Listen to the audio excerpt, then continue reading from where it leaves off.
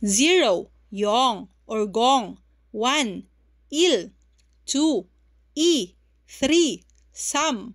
4, sa. 5, o. 6, yok. 7, chil. 8, pal. 9, go. And 10, ship. Dito po sa 11 to 19, ang magiging base po natin dito ay si 10 na ship. Idudugtong lang po natin si 1 to 9. 11, shivil. 12, shibi. 13, shipsam. 14, shipsa. 15, shibo. 16, shimyok. 17, shipchil. 18, shippal. 19, shipko. Sa 11, 12, at 15, kung napansin po ninyo ay naging B sound po ang aking pronunciation. Dahil po dyan sa Pachim rule na kapag si Piop sinundan daw po ng iyang ay nagiging B sound po. So from ship-il magiging shibil.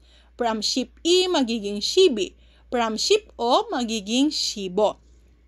At sa 16 naman daw po, kapag si Piop sinundan ng yo ay magiging MN sound naman po siya. So, from shipyok magiging shimyok. At sa 19 naman po, kapag si Piop sinundan ng kiyok ay magiging sang kiyok po siya. So, from shipgo magiging shipko.